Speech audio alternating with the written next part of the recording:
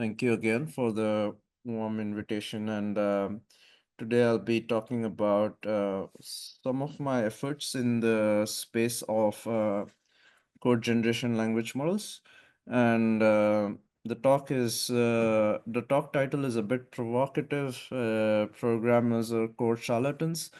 Um, Basically, before I start this, I'm taking into assumption that everybody attending has some exposure to using code generation models, maybe GitHub Copilot or Cursor or other production enterprise grade code generation models. So I assume that people are somewhat exposed to this domain and believe that there is a lot of potential and market demand in using code assistants. But today I will make a case for why you should maybe reconsider using them or how much trust you can put on them. So with that, let's So in this talk, I'll first give an overview of the state of current narrative about software development engineers against AI code assistants. And of course, there is a lot of hype in the media about how AI code assistants might be this next breakthrough in replacing a lot of software engineering jobs. Then I will show you some statistical trends of this revolution that is happening. And after that, we'll discuss a bit about benchmarks. I believe people who work in code generation models or even have just seen the release of foundation models where they show the performance on different benchmarks. One, a couple of them always is a code generation benchmark like Live Code Bench or Human Eval or SUI Bench. So I will cover that, and then I'll go into this new benchmark that we are proposing called as Git Chameleon and what it encompasses and the results on that, and then we can have a quick summary and a Q&A. So feel free to interrupt me in between if there's anything you'd like me to go over again or there's a question. Um, okay, so let's talk about the narrative of software development engineer against AI. I think we all agree that code as a language, a structured language, or as a domain rather, is highly volatile and dynamic. What that means is that it is subject to high frequency of changes. I believe if you use PyTorch, you must have seen that PyTorch releases a lot of new versions every year, and these versions encompass new features that have been added to the package or some old feature that is depreciated or removed, or numerical stability improvements. There are a lot of host of things that a package undergoes in its shelf life, and that makes it highly dynamic in nature. So what is the pipeline? The pipeline is that a library gets popular. When I say library, it means any repository of code that is used by other people as a foundation. So like PyTorch, JAX, NumPy, SciPy. So as these libraries get popular, which means there are more and more users using this library, uh, the users give feedback to the maintainers of the library, and that provokes the library to undergo subsequent iteration of changes. And this is a repetitive cycle which ensures that the library meets the user demand and also is a stable code base. So under this chain, the one underlying imperative thought is that these code language models or just general foundation language models should have the ability to be continually updated on the knowledge base. Otherwise, it restricts them to only being used to the packages or the versions of the packages that they have been exposed to during training, right? But while that is imperative from a training perspective, it is also imperative for people who are doing benchmarking to propose benchmarks that test this dynamic nature of code language models. And one of the examples of this benchmark is the recently accepted iClear paper of Live Code Bench. This is basically this benchmark where you obtain new programming problems from online domain dynamically and ensure that it is not exposed to in the by the model during its training phase, right? So we want our benchmarks to embody this principle that because the domain is so highly volatile, the benchmark should be equivalently as fast moving as the environment is, right? So the left graphic basically shows that if a language model undergoes training, it sees a lot of code. It sees millions and millions of lines of code, but then there are a lot of people using those code bases and they undergo change. And if the language model, in this case, is depicted as going in a vacation, which means that it is not exposed to these changes that has happened in the code base, when it comes back and uses the same library or the same packages, it now cannot solve those problems because it's not exposed to the change that the package underwent. Okay, so I think that's pretty intuitive, but why is this important? Is because we are at a paradigm shift point where there is extreme amount of media sensationalization of using AI technologies for coding. And don't take my word for it. I'm just a PhD student, but I assume I can convince you with the words from the CEOs of the largest corporations out there. So, Microsoft claims that 20 to 30% of the internal Python repositories are now AI generated. Um, of course, I am taking this with a grain of salt at face value because I don't know what they mean by AI generated. Like, is it AI generated with human verification or directly AI generated, or what the methodology is? But still, the claim that a substantial chunk of the code base is generated by AI is quite impressive. Um, and this has ramifications in hiring processes. So Salesforce announced that they are going to stop hiring junior or mid or entry level software development engineers this year. And that is because they anticipate that the current workforce they have in this domain can have a 30% increase in productivity by using or incorporating AI coding tools. And it's just not Microsoft who is claiming that they are using AI to generate substantial amount of code. It's also Google. So Google claims that like a quarter of their code bases, new code bases, is AI generated. And and it's not just a trend in these major companies, it's also a trend in reflecting actual users, like people like us who use GitHub, who use Stack Overflow. So last year in 2024, there was 5.2 billion lines of code contributed, unique lines of code. So that is a substantial amount of new code added onto GitHub. This includes all code bases, so permissive, open license, in packages or personal projects, everything. But it's still a humongous amount of new code every year, and it's only increasing. I think the yearly rate of increase is 27%.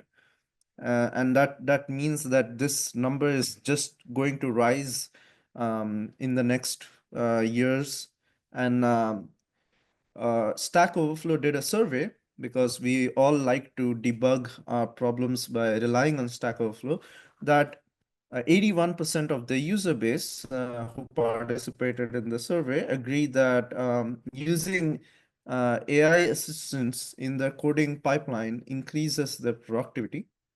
And right now, it's not just a part of people who are using these tools as end users like us, but also this has prompted a lot of new companies to emerge in the competitive market. So there are now more than 24 major tech firms who classify themselves to be, in the domain of revolutionizing or incorporating new AI-based products exclusively for coding. So all of these trends, I wanted to demonstrate as a precursor to motivating why code as a domain should be treated a bit more independently than natural language. Because it has its own problems and it has its own very dynamic environment, and it has its own challenges, which I will point out after this. So, what is the challenge? So we want to make sure that we understand this dynamical property. Um, so there is a set of benchmarks that already exist in code because code is one of this very nice structured language that can be evaluated under execution rules. So you can evaluate whether the program compiles, whether it executes certain unit tests.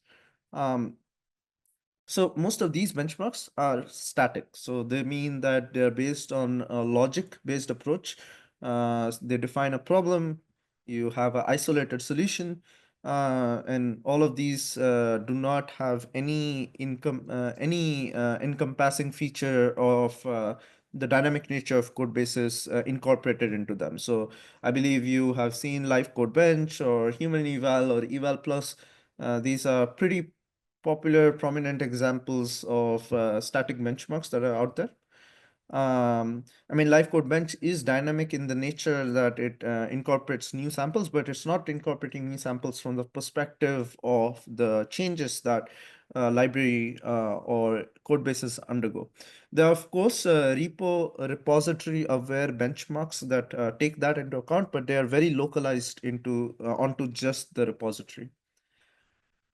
Um, Other than that, there exist migration benchmarks, which are extremely language focused. So like if you are aware of Amazon Q, these products, they try to migrate a certain dependency to a different version, like going from Java 17 to Java 22. So these are extremely focused on a specific language and not on package level dependencies, but just the language itself. So migrating a full code base from Python 3.5 to 3.10, for example.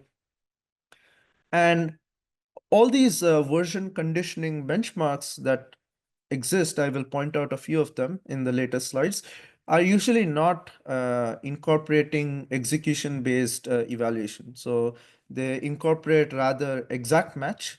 An exact match is a very harsh metric for code bases.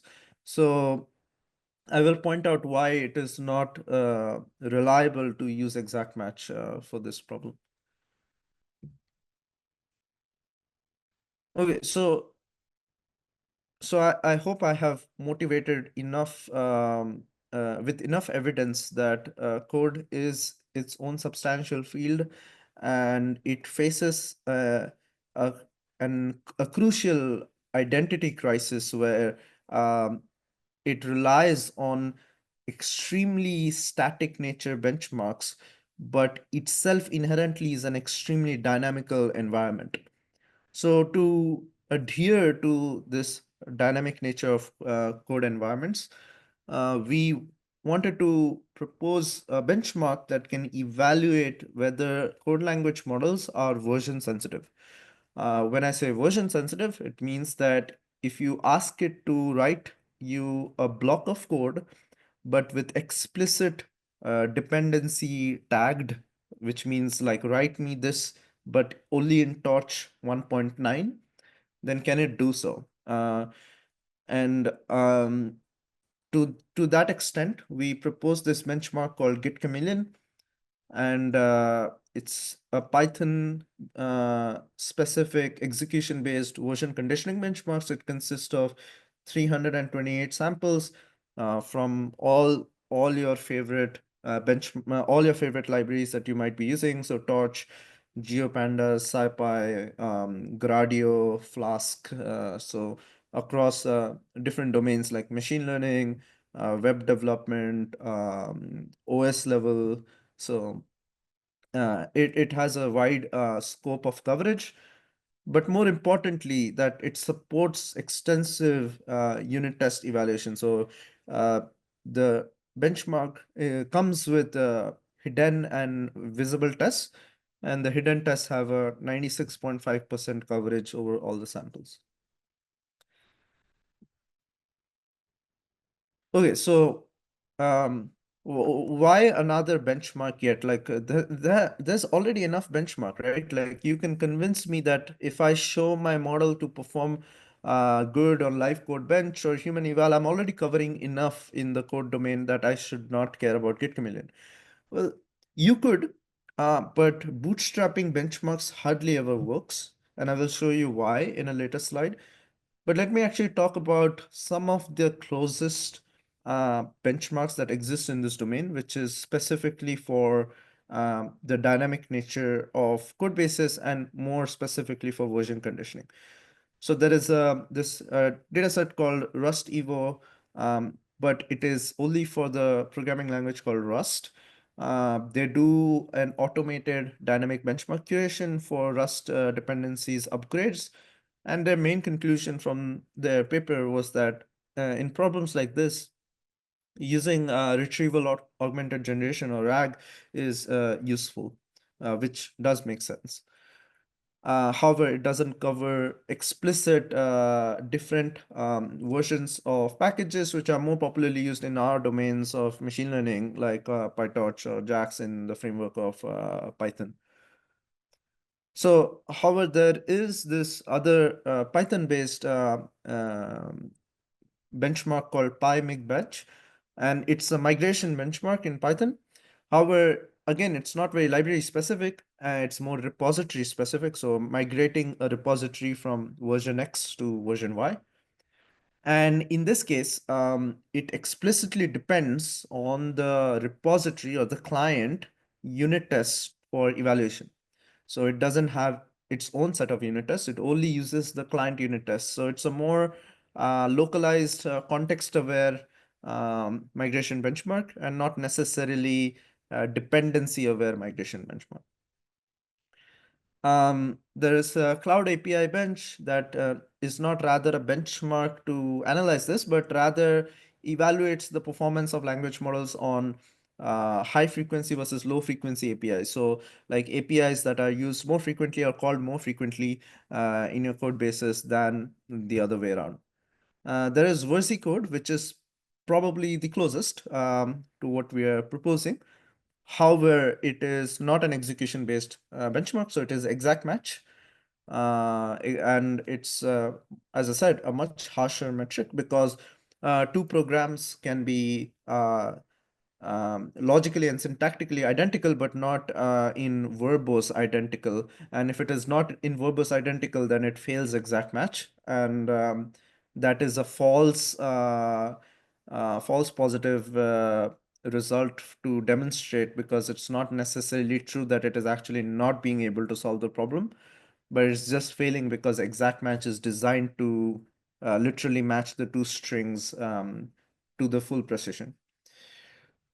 Right. So there is also code update arena. However, it's very unreliable in my opinion because the changes that they incorporate to test the language model is actually all LLM synthesized. So they don't use actual real package version changes. They literally synthesize these changes using a GPT model and then use that synthesized version changes as their benchmark. And then there is API mapping, which is rather not a benchmark, but a more analysis paper that demonstrates the dominance of using legacy API in code language models. And that is very interesting because some of our results adhere to this observation. But as you can see, the overarching theme in this existing benchmarks is the fact that none of them incorporate dependency awareness, and none of them are explicitly focusing on a combination of dependency awareness and execution-based evaluation. Right. So how did we go about collecting it? So first, the most important thing is you have to define what constitutes a change. Like what even means that a package underwent a change. Just because it had a new version release, that doesn't mean that we can use the whole package as the evaluation framework, because not everything in a package changes when you go from version X to version Y. And of course, this is denoted in the change logs when you have a release of a new version. But we still have to filter that change log to get the more relevant changes that we want in our dataset. Then subsequently, we went on to manually write visible tests. So for each of those samples, we manually wrote assertion-based visible tests. And then we used these two components to create um, auto-generated hidden tests using this code assistant called Zencoder, combined with a method called self-debug. Right. So how do we define a change? So a change in the context of our benchmark, or rather breaking change, which should be incorporated, is the following categories. So if an API call underwent any change in its argument or attributes. So for example, if you were using like torch.norm, right? And torch.norm earlier expected just the p, what norm p you are using, and just the tensor as its arguments, but now it incorporated a new argument, or it changed the name of one of the arguments, or it removed an argument, that would constitute a breaking change to be incorporated in our dataset. Um, Subsequently, if in the library there was an API call change, so now it is from being called as torch.norm, it is being called as torch.tensor.norm. That also constitutes as a valid breaking change that needs to be incorporated. Then there is semantics change. Semantics change means the behavior of the API has changed, which means earlier, if you were, for example, asking to do torch.norm on a tensor, and it was giving you the resultant normed tensor. But now with the new version, it gives you a tuple that consists of the tensor and the p order of the norm. Then it's a breaking change, because if you use if you use the normal return type with the previous version, it will cause an error, a mismatch, shape mismatch error with the new tupled tensor that you'll get out of it. And the most obvious breaking change is new feature. So anything that was added as a new, completely new API call, like for example, Torch introduces a new optimizer that did not exist before in the previous versions of PyTorch, like shampoo, for example, then this constitutes as a breaking change. But other than that, there are also changes that undergoes in a library version update, but we do not consider it, and they're non-candidates for us. This includes any versions that are nightly. So nightly versions are like these beta test versions that you get of packages that the developers allow people, or first testers, to test it and see the stability of it. We do not incorporate those changes because usually they are not stable version releases. We also do not incorporate yanked releases. Yanked releases are any package releases that was scraped because of some either security bug or numerical stability bug. And this has happened, for example, in NLTK, which is a natural language library. Um, then we also do not incorporate any low level changes. So anything that happens in the backend, which does not change the actual code that you have to write. For example, if softmax, the function softmax was being calculated incorrectly in its CUDA level, but you still call it torch.nn.softmax, irregardless of whether it was corrected in the CUDA version, we do not consider that as a valid change, because the language model will not have to change anything in its written code. Like, it will still use torch.nn.softmax, so it does not have to reflect the low level changes that undergoes in the backend. And any changes that incorporate numerical stability. So this basically is the same example as softmax. Like, if softmax earlier had like a memory leak or numerical stability issues in certain ranges, and they fixed it, but the API call remains the same, which is torch.nn.softmax. This in our benchmark is not constituted as a change.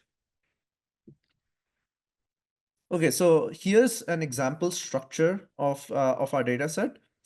So we have metadata, which consists of the Python version, the library, in this case SciPy, the version, the release date of that version, the example ID, um, the name of the API class or function, and the type of change, in this case, argument change, and extra dependencies. So this extra dependency is pretty interesting because it adds a compositionality factor to our benchmark, which means that if, for example, torch.shampoo did not exist as an optimizer in torch 1.5, and you wanted to use shampoo in 1.5, then you'll have to write it using other dependencies, maybe like NumPy or other libraries that support it, and wrap it using a PyTorch class, PyTorch optimizer class, right? So then it incorporates this notion of compositionality of using dependencies stitched together, which creates its own plethora of problems, because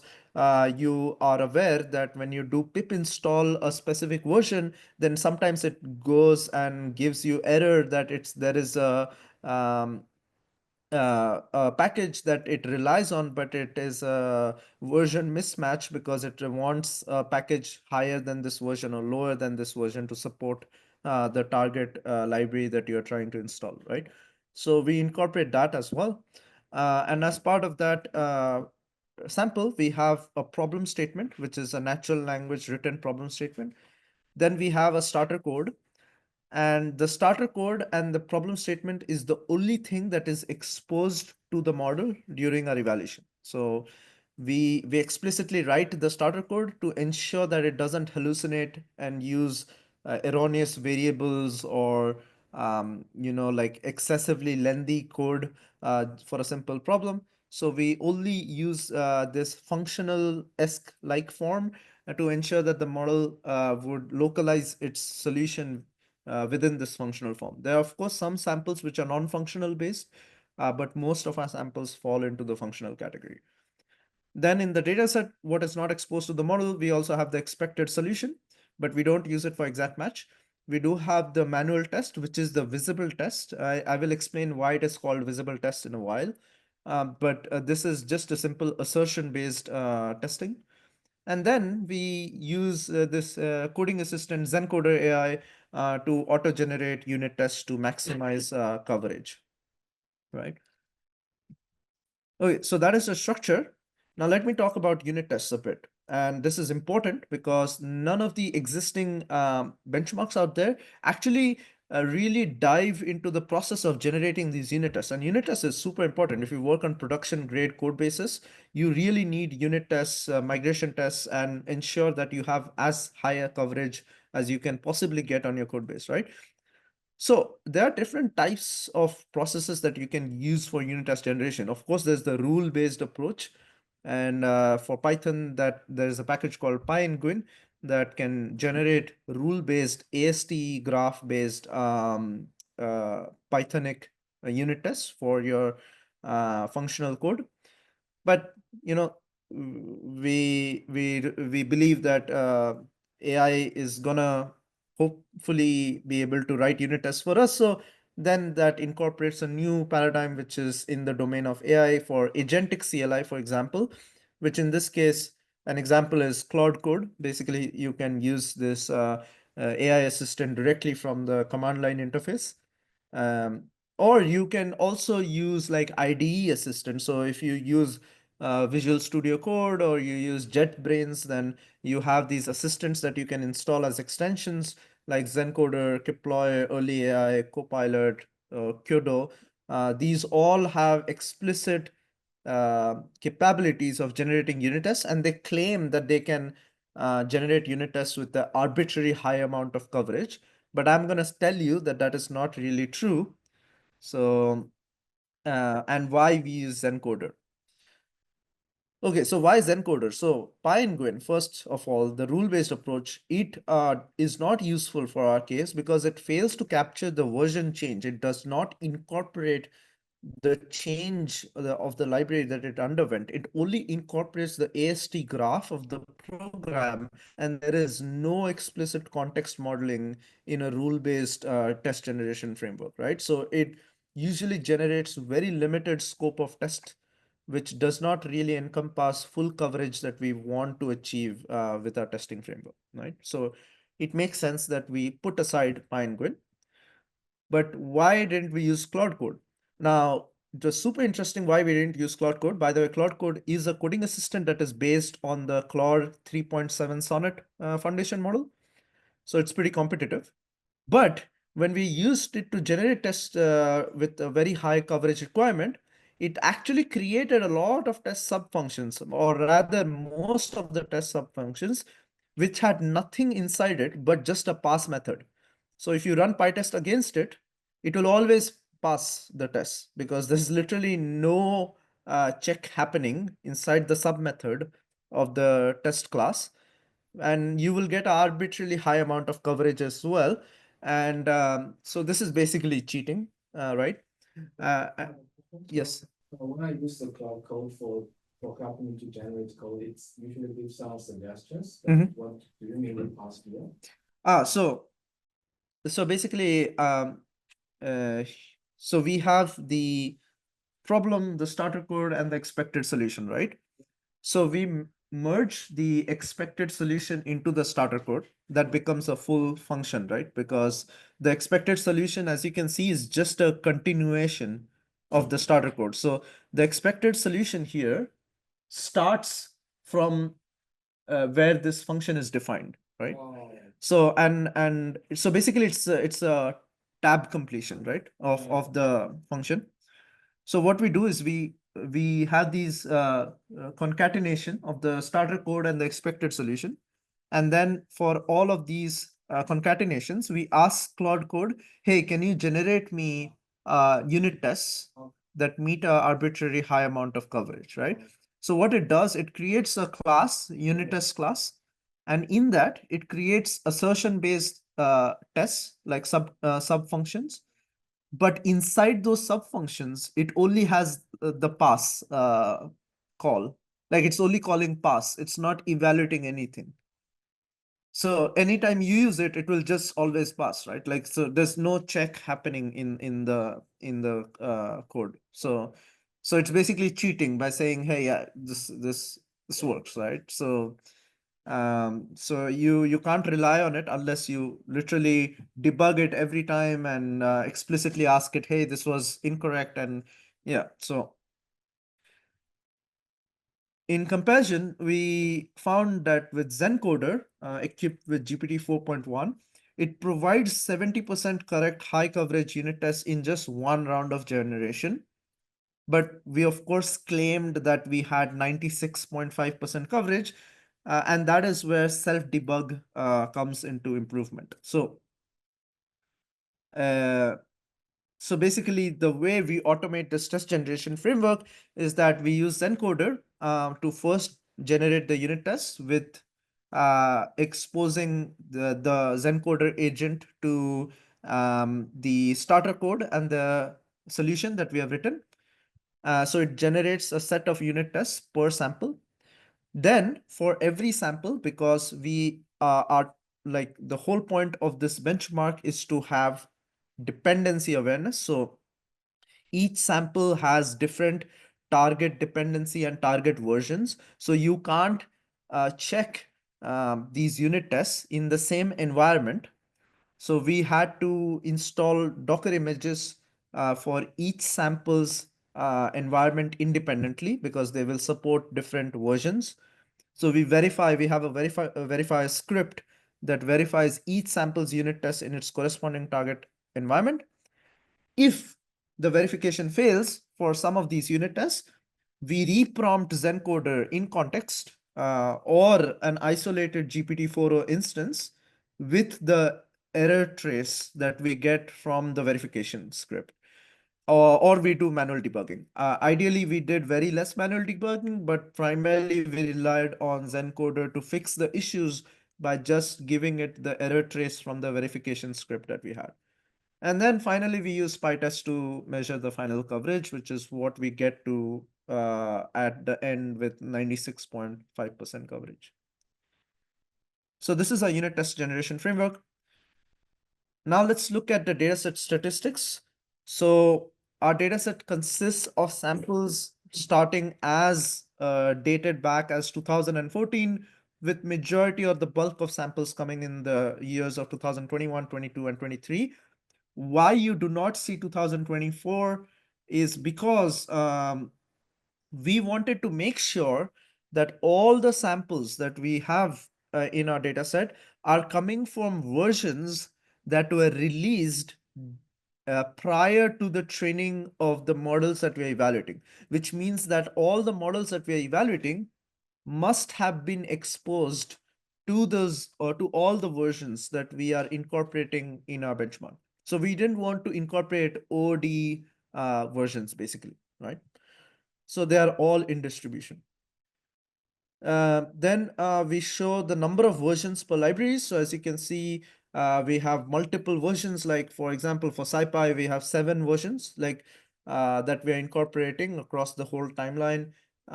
Some have just one versions, but it depends. Like this is versions, so not samples. This means how many versions we are taking into account for each of our sample that we have in our dataset over the libraries.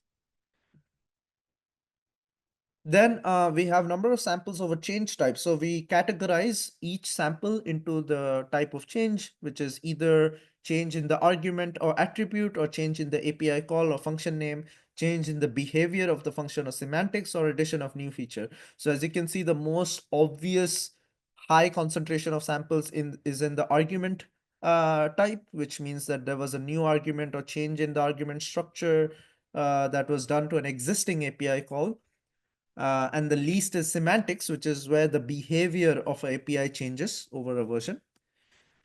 And we also show the number of samples per libraries. In our case, the highest count comes from Librosa, SciPy, SymPy, Flask, and PyTorch.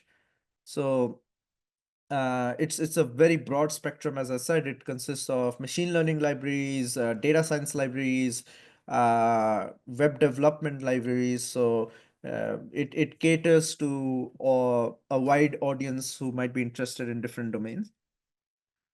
So that is all for statistics.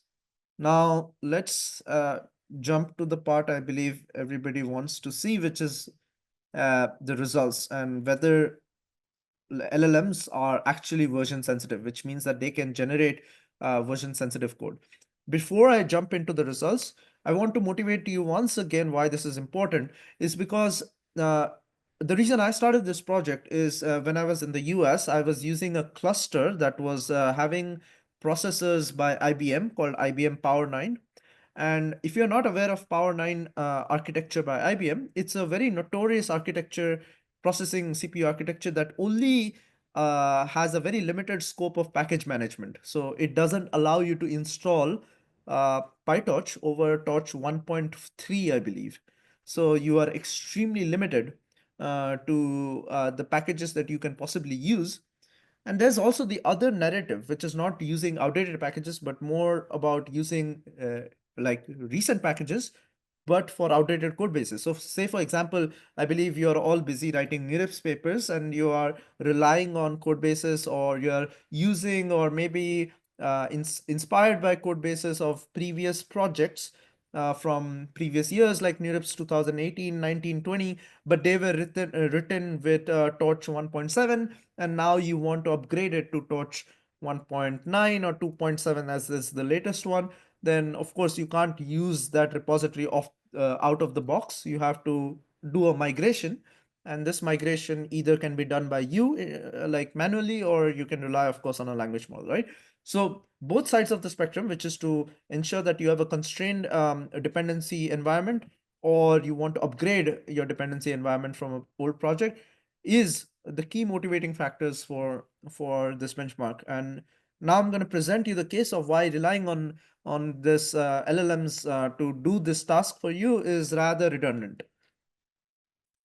Okay, so let's go with first enterprise models. So enterprise models are closed source models. Uh, they're classified as enterprise because they're production ready. And I am showing you results here of greedy sampling. So you have GPT-4o, O1, Gemini 2.5 Pro, Claude 3.7, and we in fact also incorporate Mistral Medium 3 that came out like 4 days ago, I believe, or 3 days ago. So what you're seeing over here is success rate, or basically pass at one. Greedy sampling means temperature zero, fully deterministic, or rather not fully deterministic, but as close as it is possible to get to deterministic performance. And in this case, you are seeing the evaluation over hidden tests, visible tests, and then API hit rate. So what is API hit rate? So some of our samples, not all, like 50% of our samples require the full prediction of the API call. And we are seeing with API hit rate whether the model is actually using the correct API call. So that is what API hit rate is, right? So it does not constitute over all our samples, because not all our samples require full API prediction, but rather just the argument of the API call prediction. So like take those numbers with that context. But as you can see over here, it makes sense that the visible test has higher success rate because it's just a single assertion based test, while the hidden tests have lower performance in mostly all of them. And this is interesting because we see that the best performing model that we can get is the O1 model with 51 pass at one success rate. It marginally beats Gemini 2.5 Pro by 1 point, but still, like it's only solving half of my data set with functional accuracy as per the tests that we have in our data set. And in comparison, the worst model that we observe is actually Command R plus, and it is extremely behind all other competitive enterprise grade models that are out there, right? But we also did zero shot chain of thought with the hope that it might improve performance, but not really. The best performance that we get with zero shot chain of thought is also just a maximum success rate of half the data set, which is GPT-4o. You might think half is a lot, but take into comparison that human eval, which is a rather more popular benchmark out there, has a pass at one with enterprise grade models as high as 95%, right? So this is in those statistical terms a very competitively hard benchmark. Right, so I hope I've convinced you on the enterprise grade models failures, right? Because they are the best in class models that are out there for users to use, and most of the code assistants are based on these models. But it's not just enterprise grade models that fail on this. There's also open source models that really are not any better. Of course, our scope of open source models are limited, and the reason is because we use a structured output response from the models for evaluation, and not, or rather, most of the open source models do not support structured output response. So that is why it is limited. But you can see that we incorporate Llama Maverick, which is Llama 4, the latest Llama, and that is like far behind uh, any of the enterprise models that I have demonstrated to you before. So of course here success rate, the higher the better, and you can see the best success rate we get is with Qwen 2.5 VL instruct of 48 in hidden tests, right? And the same trend holds in zero-shot chain of thought, that it's equivalently as poor. Of course, the ranking of the models change when you change the prompting style from greedy sampling to zero-shot chain of thought, but irregardless, the best performance is hovering around half of the dataset being solved by the best possible models in both enterprise and OSS category. But what we have done beyond this is what people usually do not benchmark in code generation benchmarks is we don't only rely on models, but we rely on actual tools that people use. So like Copilot or code assistants or CLI agents. So we evaluated agents. So we have evaluation with different base models. I'm just showing you the agent performance with Claude 3.5 Sonnet as the base model. So let me explain what the tools are. So we have DuckDuckGo, which is just simply a search engine, right? So we allow it 10 pages of search and only extract the metadata of each search query result to use in its generation process. We then have a more sophisticated search using Perplexity as a tool. Then we have grounding using Gemini deep research, which if you use Google search now to search anything, right at the top, you get this Gemini constructed overview of your query result, right? And it gives you that nice overview with like some references. So that is what Gemini grounding is. So you're relying on that. And then we have these DDG star, DuckDuckGo star, Perplexity star, Gemini grounding star. Star here represents sandbox. So we allow the agent to run the code that it generates within its own sandbox and then correct it if it faces any issues. When I say run, it means it literally just runs the Python program. So Python 3 sample x.py. It is not exposed to the visible tests. So it is not correcting any of its generated code using any information from the visible tests. It's only literally just an independent sandbox that has the capability of execution. So in this case, the best that we can get with Claude 3.5 Sonnet is again hovering at half the dataset being solved. So at 55 for hidden tests, which is the best that we get with DuckDuckGo and Sandbox combined.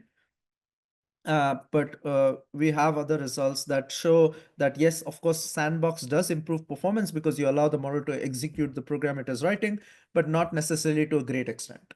Um, but beyond agents, we also have code assistant results, both for command line interfaces and IDE assistants. So we have results for Claude Code, Goose. These two are CLI command line interface agents. And then we have Klein, RuCode, and KiloCode. These are Visual Studio Code based extension for AI code assistants. In this case, Claude Code, Klein, and KiloCode, all of them have the exact same deployment instance of Claude 3.7 Sonnet. RuCode is based on Claude 3.5 Sonnet, and Goose is based on GPT-4o. And when we generate the solutions, we generate with chat-based auto tab completion. So when you're writing in Visual Studio, right, you get a suggestion if you have Copilot switched on to complete what you have written so far. So we use that basically. And all of our assistants, IDE assistants are Visual Studio Code based. And both the IDE and CLI agents are not exposed to the natural language problem statement. So they are only exposed to the starter code and the doc string that is written within the starter code. So we do not say, hey, write me this code in this blah, blah, blah, blah, blah. It is definitely exposed to the target library version, the extra dependency, and the starter code, but not to the natural language problem statement. So as you can see, the best performance that we can get is at 36 with Goose. But what you can see interesting over here is that if you use the exact same instance deployment of the model, which is Claude 3.7 Sonnet, these assistants, they all have different performance. Of course, not with a wide margin, but they're not exactly the same, which means that they under the hood are doing something different altogether, maybe because they're using some different system prompt or doing some pre-processing or post-processing before giving the generation result. But irregardless, the best performance that we can get is still very, very, very low. Okay, but can we improve this? And the answer is yes, maybe. And that is through this method called self-debug. It's a paper from iClear 24. And what they do is after you generate the program from the code model and you run it against execution-based evaluation, so like unit tests, you can pass the model back the explanation of the model that it used to generate the code, then the generated solution, the visible unit test only, and the error trace only of the visible test. So not exposing it to the hidden test, right? So as you can see, I've written over here, self-debug is previous solution, error trace on visible test, and the visible test. So does it help? And the answer is yes, numerically. So as you can see over here, we have Gemini 2.5 Pro having nearly halfway at 50% of hidden test passing with this generation. But now with self-debug, it improves to 64. And the visible test, of course, has a massive improvement from 61 to 84 because we only expose it to the visible test error trace, and it overly synthesize a solution that explicitly ensures passing of the visible test. But as I said, passing the visible unit test is not equivalent to passing the hidden test. So if you just pass the visible unit test, you do not guarantee that you'll pass the hidden test. By the way, the hidden tests have multiple tests. So when I say that they're passing the hidden test, it means that they're passing all the hidden tests for that sample and not just a proportion of it. So as you can see across both Gemini 2.5 Pro and Gemini 2.5 Flash, there's a substantial increase when you go from baseline to self-debug. But surprisingly for Gemini 2.5 Flash, the API hit rate actually went down because there might be an incorrect solution, but it is using the correct API. But that was resolved as part of the self-debug, and it actually then used the incorrect API for that sample. So when I'm saying that we do self-debug, we only do it for samples that fail the visible tests. And we only provide the unit tests for that. For all the other samples, it remains as it is. Okay, so some analysis. So we see the performance over different categories. So argument change, function name, semantics, new feature. It's consistent that visible test usually has better performance over hidden, but the most hardest problem that these models face is in the category of feature addition. So when a new feature has been added to a library, that is also because they are exposed to less code that use this new feature than they are to other API calls. We also evaluate the performance over the years, and 2021 remains as the best performing year. And that is because these data sets, predominantly like Stack V2, has a lot of code from 2021, right? So the model has been exposed to a bulk of its code base from the year 2021.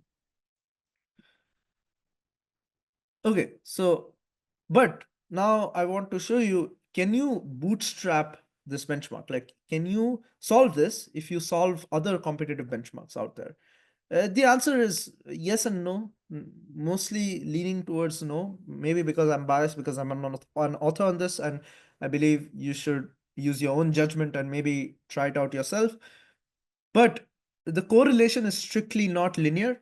So we see that Llama 3.1 Turbo is extremely good at MPDD plus, but correspondingly extremely poor on our benchmark, right?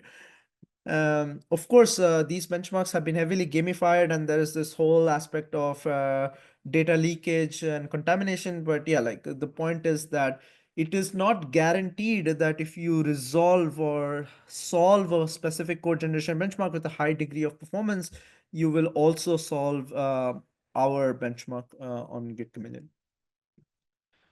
Okay, so let's conclude this talk by highlighting some of the scope and the limitations. So the major limitation. So if you are the reviewer two of our paper, then the major limitation is that it's only limited to Python.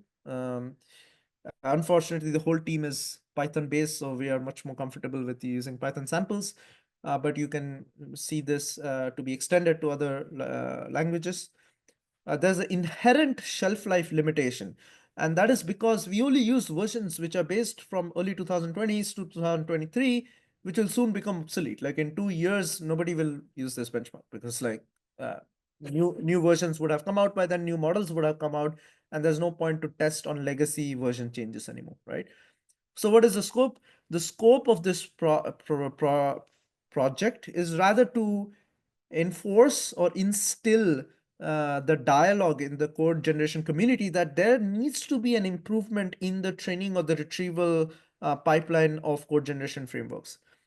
And that is because currently, when we train code generation models, we train it with the exact same principles that we use to train natural language models.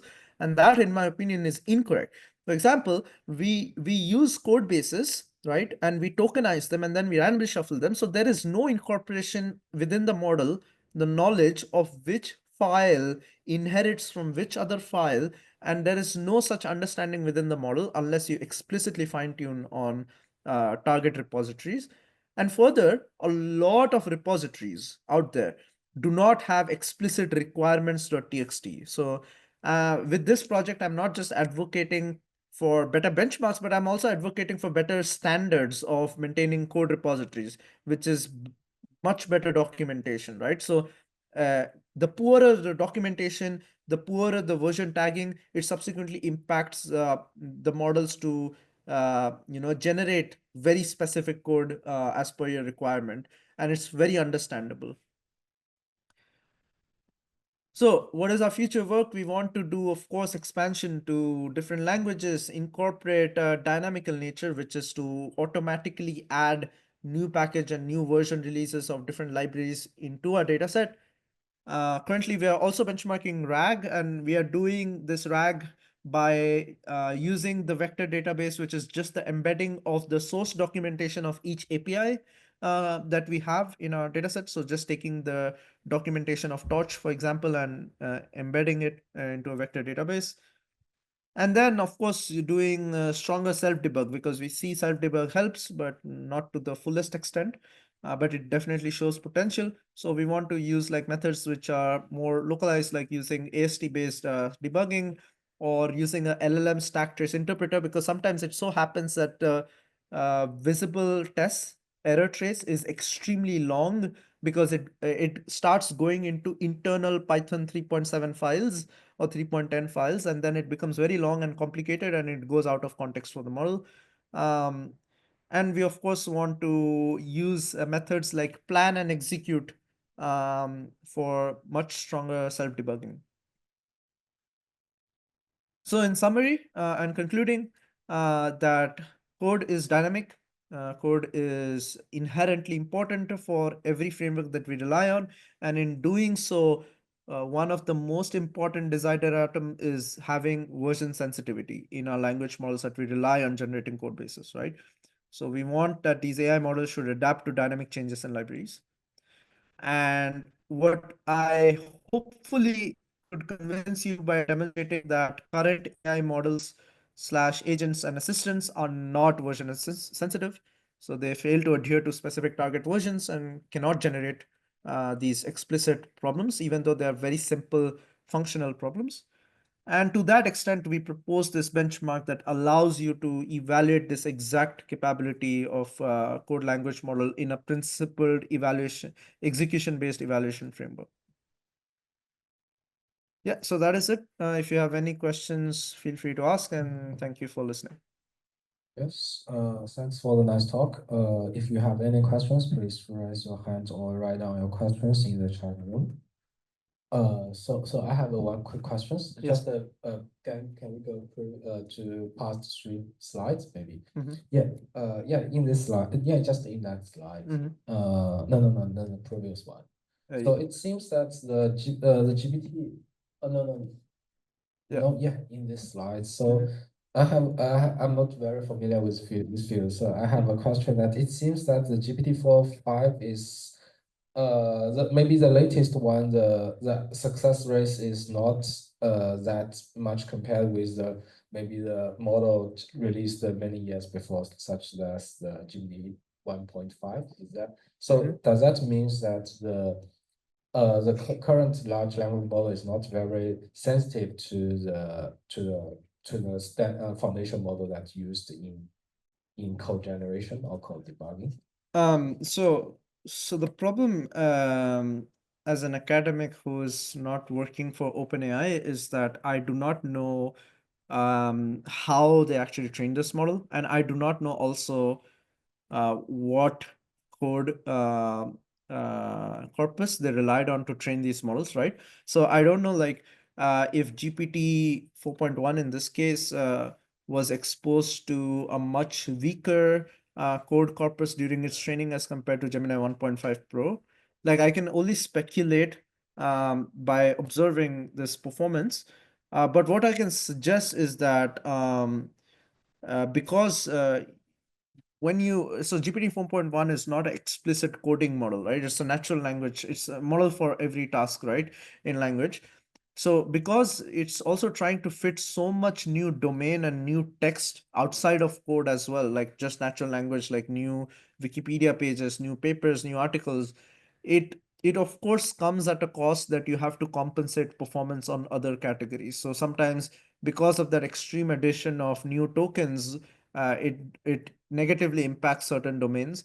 And one of the harder domains is structured language generation, like code. It's the same why DeepSeek has an explicit math model, DeepSeek prover, that they use for explicit theorem proving, because math theorem proving is also a structured language, right? Um, so yeah, like, taking just the true foundation model, which is not explicit code generation model, it's very hard to say why it would be worse than a competitive model that was released previous, without actually knowing how they trained it, or what code corpus they used, and what framework was used in the training process. So I can only speculate, but yeah, it's interesting why a model which is more latest worse than a model that was released yeah, a year or 2 years ago. That's true. Yeah. Okay, thanks for answering. And due to the time limits, we will have another workshop maybe 10 to 20 minutes later. So we just end it right here. And if you have any questions, just write on the email to the speaker. Yeah. Okay, thank you for Thank joining. you.